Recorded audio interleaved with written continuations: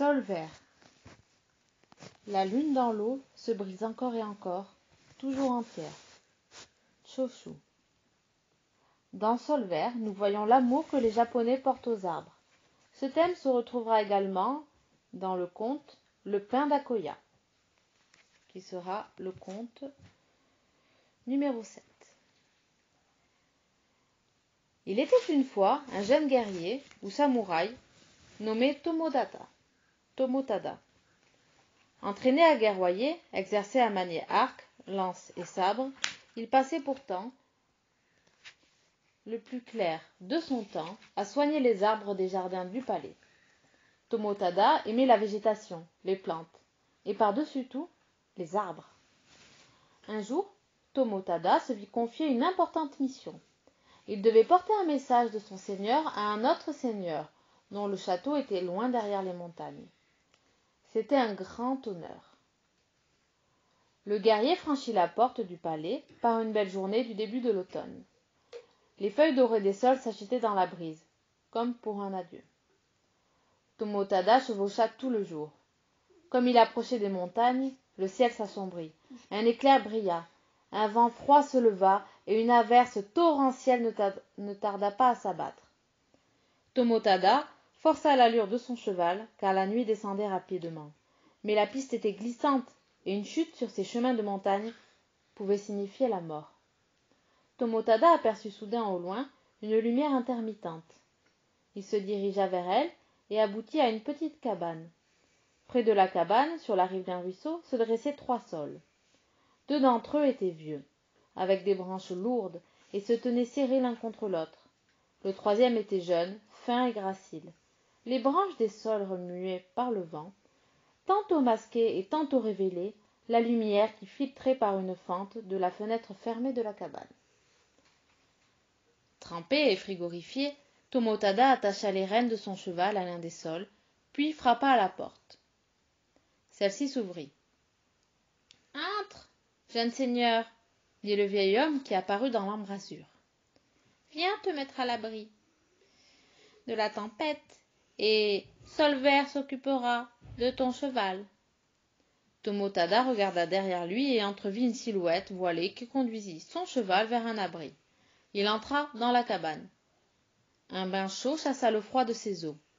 Habillé de vêtements secs, Tomotada s'installa devant un repas fumant, préparé par la femme du vieil homme. La porte s'ouvrit et un vent froid et humide s'y engouffra. « Ma fille, Sol vert, » dit le maître de maison. Timidement, la silhouette ôta sa cape mouillée. Le cœur de Tomotada bondit dans sa poitrine. La fille était belle, aussi gracile que l'arbre dont elle portait le nom. Tomotada abandonna son dîner. Il oublia même sa mission. Il ne pouvait plus penser qu'à Sol vert. Tomotada bavarda avec le vieux couple et la jeune fille jusque tard dans la nuit. La voix de Sol vert était aussi douce et caressante à l'oreille de Tomotada que le bruissement des feuilles d'un saule.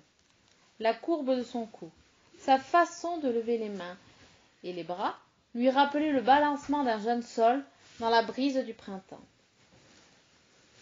Finalement, Tomotada alla se coucher. Dehors, le vent soufflant à travers le feuillage des saules faisait une douce musique.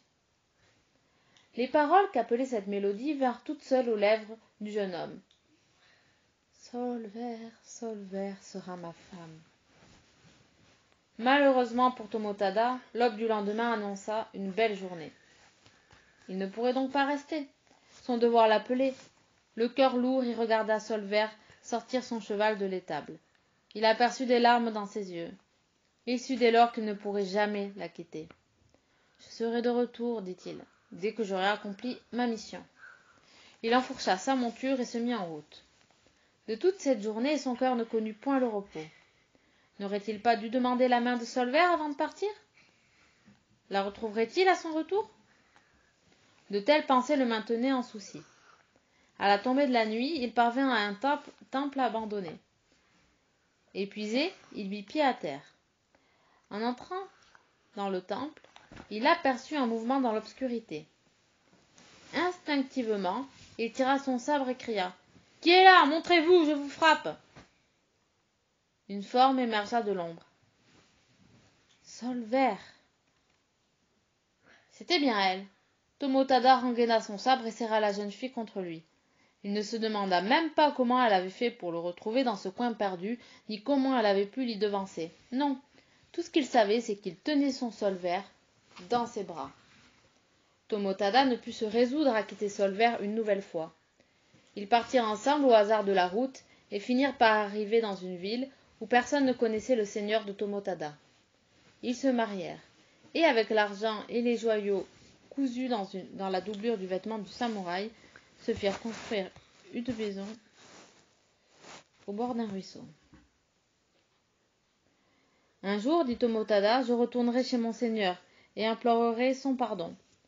Mais pas maintenant, non, je ne peux pas encore me résoudre à partir. Tomotada et Solvert plantèrent dans leur jardin beaucoup d'arbres et de plantes. L'amour de Solvert pour les arbres et tout ce qui poussait du sol était aussi fort, plus fort même s'il est possible, que celui de Tomotada.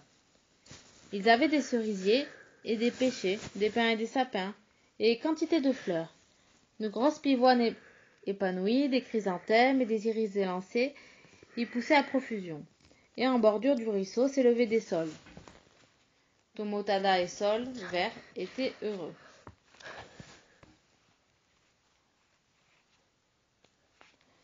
Un soir d'été, les deux jeunes gens étaient assis dans leur jardin. L'eau clapotait dans le ruisseau voisin. Les feuilles bruissaient dans la brise du soir.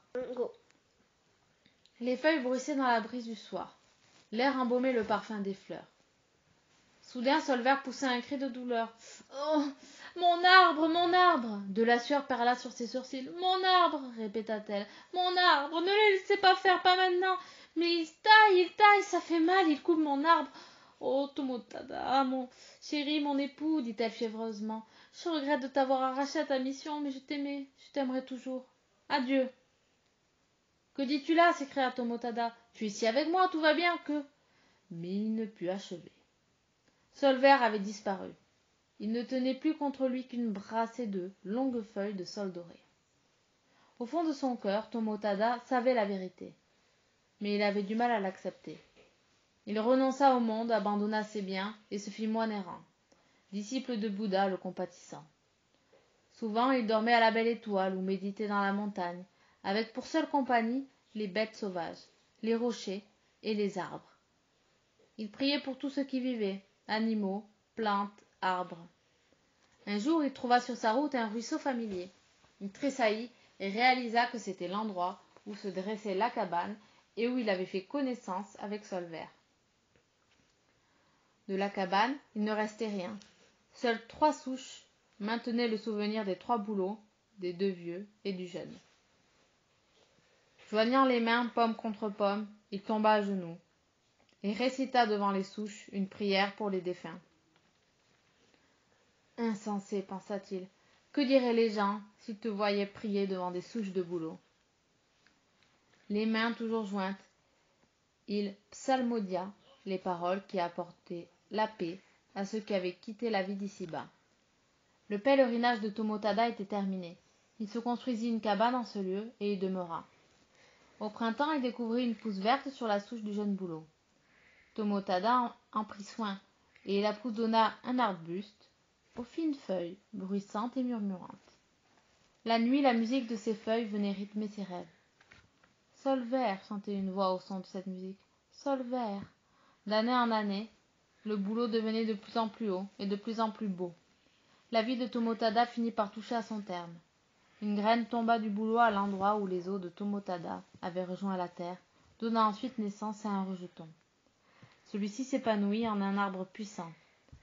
Les troncs des 2 saules poussèrent côte à côte. Leurs branches s'emmêlèrent, sous la terre les racines se trouvèrent et s'enlacèrent.